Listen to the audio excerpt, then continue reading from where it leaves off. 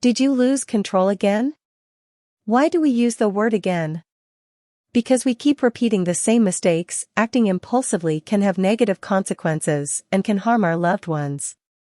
Even I have experienced moments when my emotions have taken over and caused me to make mistakes. That's why it's crucial to identify when we're at risk of acting impulsively and take measures to avoid it. Have you ever thought about what it means to lose control and how we can manage our emotions? Today, we'll delve into this topic. Hello everyone. Welcome to Social Insights. Our channel focuses on social skills, habit formation, storytelling, and dating tips. We continuously provide you with valuable social advice and techniques. If this is your first time on this channel, we invite you to subscribe and turn on the notification bell so you don't miss our exciting videos.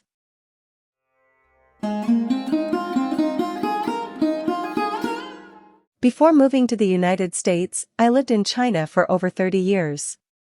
In China, students often have a heavy academic workload and must do homework after school. This has led to a peculiar phenomenon known as tutoring syndrome. Many parents lose control of their emotions and become mad while helping their children with homework. When faced with their children's pitiful plea, "Daddy, Mommy, please don't get angry," enraged parents respond with, "Don't call me Daddy. I'm not your dad." After coming to the United States, I discovered another phenomenon. American drivers also suffer from road rage, just like the Chinese.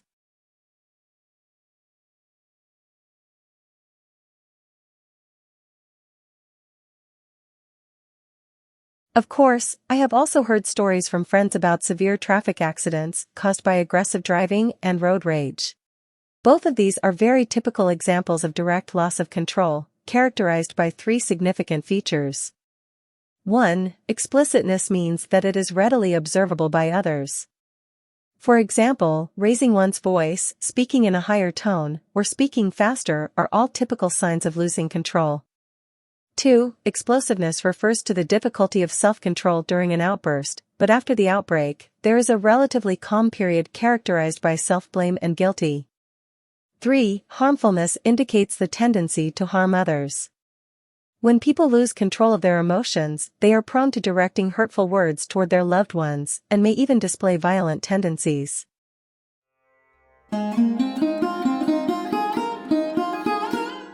Direct loss of control is easily recognizable, but the implicit loss of control hides within one's inner self and requires careful discernment. It includes four basic types: depression, anxiety, guilty, and addiction. Before we delve into these topics, I must clarify that the depression and anxiety mentioned here should not be equated with clinical depression or anxiety disorders in psychology. Clinical depression and anxiety disorders are mental illnesses requiring qualified professionals' diagnosis. If you suspect that you have depression or anxiety, it is essential to seek diagnosis and treatment from a professional institution. Do not make hasty conclusions based on incomplete information found on the internet. If you find our content valuable, please like, subscribe, and share this video with friends who may need help. Our channel will continue to provide practical social advice and tips. Thank you for being so supportive. Let's return to the topic and explore the mysteries of losing control. 1. Depression. If I ask you if you've ever felt depressed, more than 90% of people would answer yes. Depression can manifest in the following specific ways.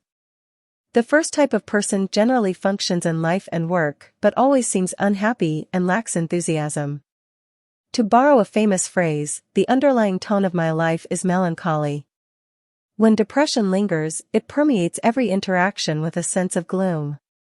The second type of person is more sensitive than others and can be easily hurt. If they face setbacks or minor frustrations in life, they may become sad and downhearted, often referred to as having a glass heart. The third manifestation is procrastination. Despite being aware that the deadline is looming, they waste considerable time on social media instead of focusing on the tasks. Before they know it, the deadline has already passed. 2. Anxiety. Some people can't sleep at night and can't wake up during the day. They're so tired at work that they can barely keep their eyes open and lack energy all day. They all share a common trait: they love to ponder what if. What if I miss the bus? What if I miss the deadline? What if I didn't lock the door properly? They believe in that 1 in 10,000 outcome, which has a 90% chance of happening. The hidden reason behind this is their excessive pursuit of perfection and zero tolerance for mistakes. Anxiety also has a close relative called avoidance. Because the feeling of dread is too terrifying, people try to avoid those who or things that might make them anxious. Some children fear their grades won't meet expectations, so they avoid studying, dodge exams, and even skip school altogether. It's a vicious cycle step by step. Avoidance sometimes helps us reduce anxiety, but as we start avoiding more and more things, our world becomes smaller and smaller. Moreover, avoidance doesn't truly solve problems. Instead, it makes you fear those people or situations even more. 3. Guilty. Feelings of guilt or shame are more pronounced in Eastern cultures. As individuals born and raised in China, we have been ingrained with the belief of bringing honor to our ancestors and serving our country. This means that we are not merely individual lives, but extensions of our family lineage. From birth, we bear the responsibility to our family. Therefore, when we make a mistake, it is not just a personal failure but also a betrayal of the trust placed in us by our parents, teachers, leaders, and family members. That's why many Chinese people choose to be good people. When others try to pass on responsibilities to them, they may not want to accept, but refusing makes them feel like they are letting others down. This guilt and shame, born out of an infinite sense of responsibility, become deeply buried within us. Excessive shame can be toxic. You should realize whether you are shouldering unnecessary and endless responsibilities, and if there is something you can do to change. 4. Addiction. Various addictive behaviors, such as uncontrolled obsession and abuse of tobacco, alcohol, the internet, or gaming, are also forms of losing control. It's like being led by the nose by these addictive elements, completely unable to escape.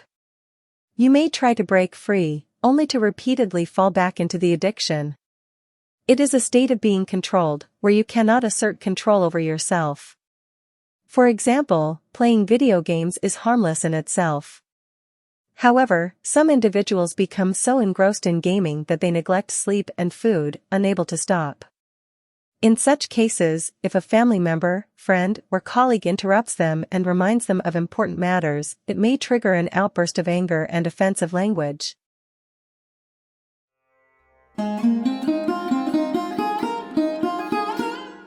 Did you have a similar experience?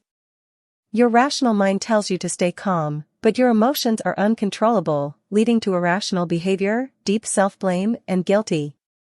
We must learn how to perceive our inner selves. Specifically, we need the help of mindfulness to understand our true thoughts. The first step is finding a quiet place where you can sit down. You might want to start with 1 or 2 deep breaths. Inhale, exhale, again.